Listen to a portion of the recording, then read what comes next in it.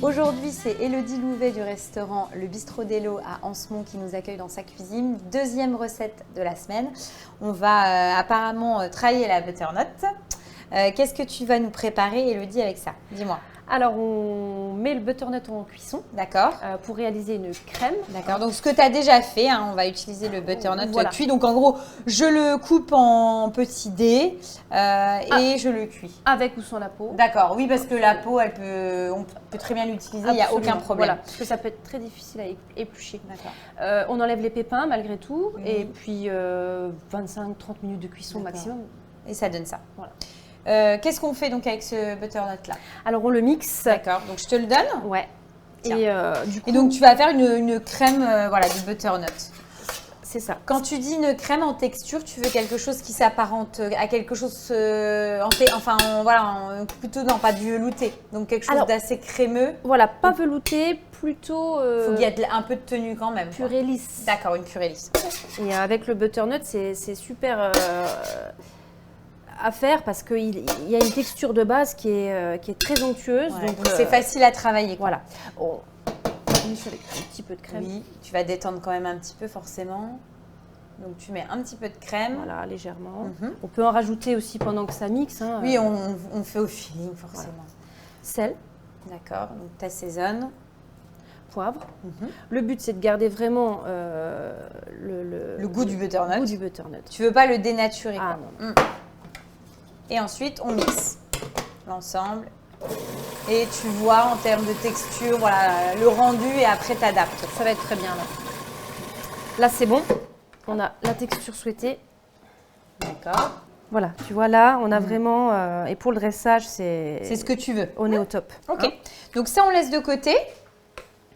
On l'utilisera après. On fait quoi ensuite? Alors, on va s'occuper de l'assaisonnement, oui. Quand même. On va faire infuser de la crème avec une gousse d'ail et du piment d'Espelette. Je prends ça. Ouais. Donc là, je mets la crème. Ouais. Je mets tout. Oh non, c'est vraiment... Tu sais, ça va, hop, c'est bien. Okay. Ça va vraiment venir garnir... Et donc là, je mets la gousse d'ail comme ça dedans. J'ai pas besoin de l'écraser, rien. Du tout. D'accord. On veut vraiment quelque chose de ensuite, hop. Et là, on met au coin du fourneau. Et on fait infuser. On laisse tranquillement infuser. Donc ça, c'est bon. On va s'occuper des croûtons. D'accord, ouais. Une poêle, beurre demi-sel, huile d'olive. D'accord. Parce que l'huile, ça évite que le beurre ne brûle. Et donc là, tu es parti sur un pain de mie classique, que tu as coupé tout simplement en petits croûtons. Alors, pain de mie du boulanger, oui. Il se tient quand même vachement. Alors, Valentine, le beurre et noisette, la couleur change. Donc là, on y va. Tout. Voilà. Et là, hop, on les fait revenir. Et pendant que je les fais revenir, j'aime toujours bien ajouter du persil frais. Ça va avoir son importance, tu vas voir dans la dégustation. D'accord. Donc là, l'idée, c'est effectivement d'enrober ton pain et puis qu'il prenne ce goût de beurre demi-sel. Tout à fait. Donc ça, là, on les débarrasse. D'accord, on laisse de côté. Pour le dressage. Et ensuite, on s'occupe de quoi? Alors, notre petite crème, notre infusion. Ah, vas-y. Ah oui, ça sent super bon. Et donc, pourtant, c'est rien. Tu as piment d'Espelette, de l'ail et de la crème et ça suffit. Pas plus. L'infusion va faire son œuvre et on pourra, voilà, pour le dressage. Là, on n'a plus qu'à cuire notre œuf. Absolument. Et puis, on dresse et on mange. Tout à fait.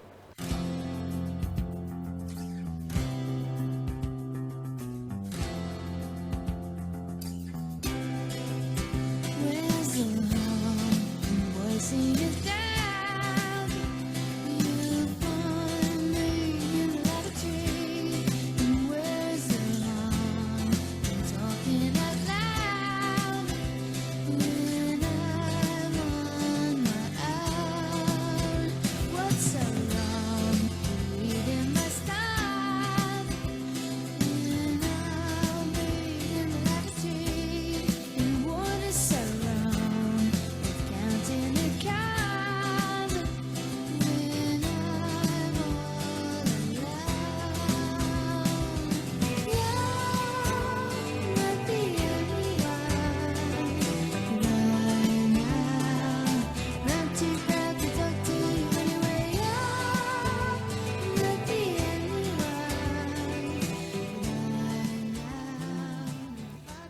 On a beau dire n'importe quoi, mais un œuf poché, c'est tellement bon.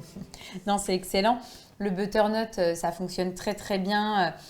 Ça se marie très bien avec l'œuf. Et puis la petite crème d'ail et les croûtons sont vraiment là pour apporter cette touche encore plus gourmande et qui fonctionne très bien. C'est une recette qui est facile, qu'on peut refaire le soir à la maison. Ça va très vite.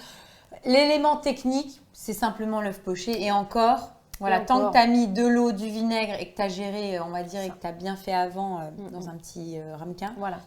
il n'y a pas d'encombre. Et les enfants adorent ça. Ouais, c'est vrai que c'est bon. Pour toute la famille, on se régale. Ensuite, Élodie, pour le plat, qu'est-ce que tu nous proposes? Alors, le filet de lingue D'accord. et quinoa fumé. Voilà.